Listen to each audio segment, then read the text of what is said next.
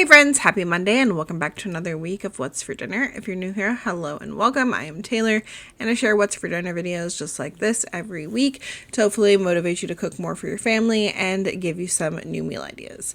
This week we had some tried and true recipes as well as a couple new things and just like really easy things, and even one thing that almost turned out really bad.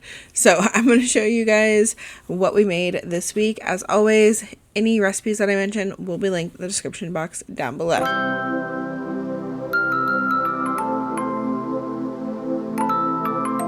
Starting off with Friday night, we had chicken stuffing bake. This is a recipe I have made before, but unfortunately the link that I had for it on Pinterest is a dead link now. It just goes to no website, and so it doesn't work anymore. Luckily, I remembered pretty much how to make it. I think there are also other videos of me making it because I've definitely made this on YouTube before, but it's been a long time since we had made it. So I also do this in the crock pot sometimes, but this night I am doing it in the oven. I've got some chicken thighs in a baking dish and I have seasoned them all over with salt, pepper, garlic powder, onion powder, and paprika. And then I'm adding on a can of cream of chicken soup and spreading that out all over the top. And then I like to add on pepper jack cheese. That's one thing that is special about this recipe compared to most of the chicken and stuffing recipes that I see on Pinterest, is this one had pepper jack cheese in it, and it makes it so good. And then on the top of that, I add 2 boxes of stuffing mix that I cooked up according to the package directions. And then I put this in the oven on 375 for 45 minutes to an hour until the chicken was the right temperature to be done. I used my little digital thermometer to check it, and I think mine was done around 50 minutes. This is so good. We love the cheesy creaminess of it, and then the stuffing, and then to go with it, we did a can of green beans. Saturday we did meatball subs. Sometimes I just toss the frozen meatballs in the crock pot with the sauce and let it cook for 4 hours, but other times I don't feel like doing that earlier in the day, and so I just toss the frozen meatballs in the air fryer, cook them up, and then toss them with the sauce and add them to our bread, and then toast them up in the air fryer with some cheese. And then we just had some chips on the side and some fresh veggies. And meatball subs are always a hit at our house, and they're really easy to throw together. Sunday we had Birra Tacos.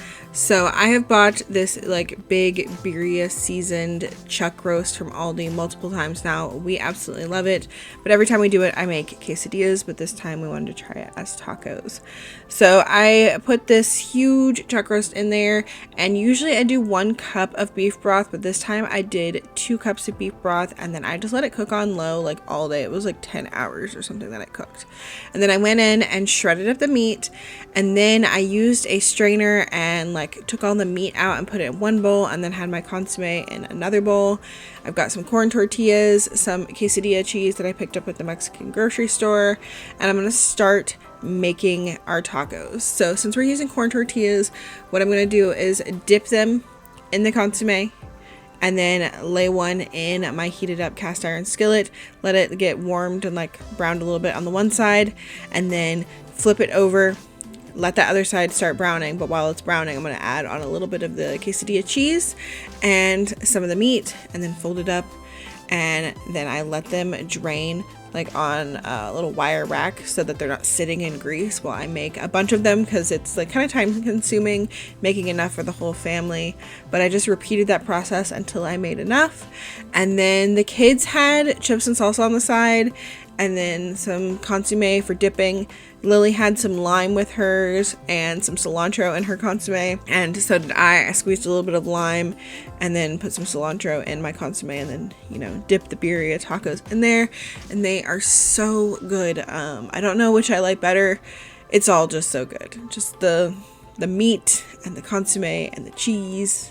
I might like this better because I really do like corn tortillas over flour, so maybe it's this, but this was a little bit more time consuming than making quesadillas. Monday night I made a 1-pan garlic chicken pesto pasta is what it's called, but it's not necessarily 1 pan because you do have to make the pasta in another pot. Starting off by bringing some salted water to a boil to cook up 3 cups of pasta. I am using this one from Trader Joe's. It's like a fun shape, but the recipe calls for penne if you wanted to use that. Then I've got some chicken breast here that I have diced up, and I'm adding it to a pan with some hot oil, and I'm going to cook that up with some salt and pepper and garlic powder until it is cooked all the way through.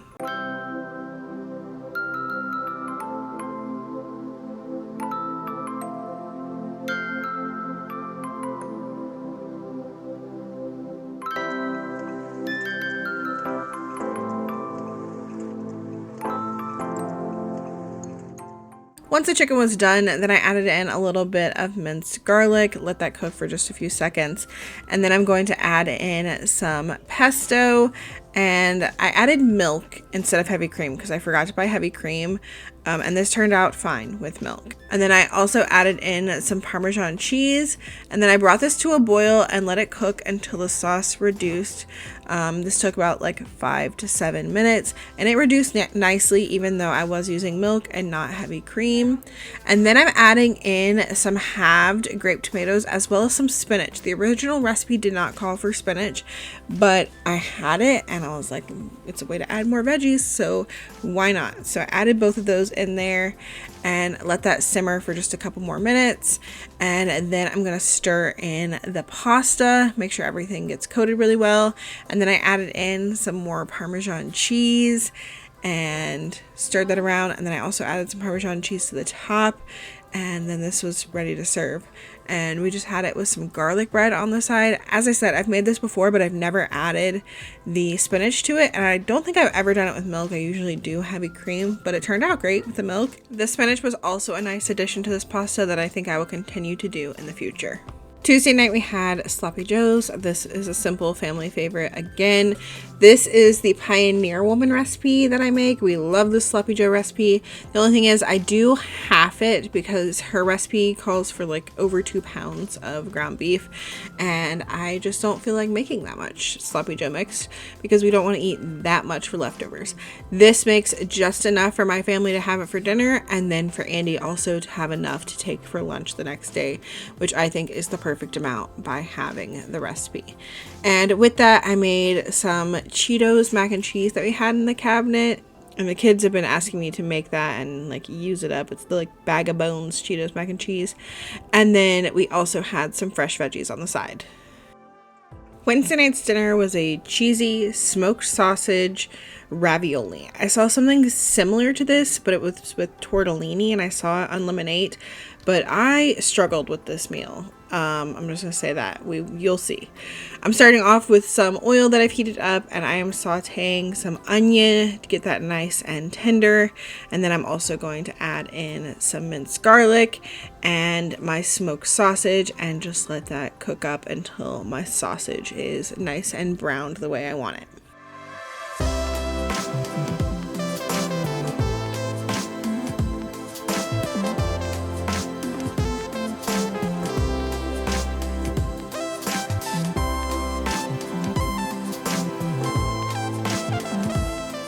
While my sausage was cooking, I brought some water to a boil and cooked up 1 bag of frozen cheese ravioli according to the bag directions.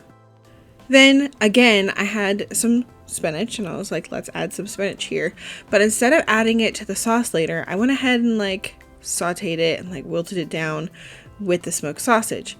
I think that was one of my mistakes because I think too much water ended up cooking off of the spinach. Once the spinach had wilted down, then I added in 2 cups of milk. This should have been heavy cream, and I think that's another mistake. The milk worked fine in the last recipe. It did not work great in this recipe. At this point, I seasoned it with some salt and pepper, and then I let it simmer over like a medium heat for like, I don't know, 5 to 7 minutes. It started to thicken up and reduce down a little bit, and then I'm going to add in some freshly grated Parmesan cheese, and this is where it starts to look like really bad. I'm stirring in the Parmesan cheese, and it's just like clumping together or clumping to the sausage, and you can tell my sauce is starting to look green because the spinach is like cooking off and turning the milk like greenish colored. And I was like, at this point, like, I don't know what to do. So I ended up adding the ravioli to it, and then looking at it some more and being like, I really don't know what to do now. Like, I feel like this is ruined. If it hadn't have already been so late, I think I would have given up and just like gone and gotten something or ordered pizza. But I was like, at this point, the kids are so hungry. I don't think they can wait for something because it was like after 7.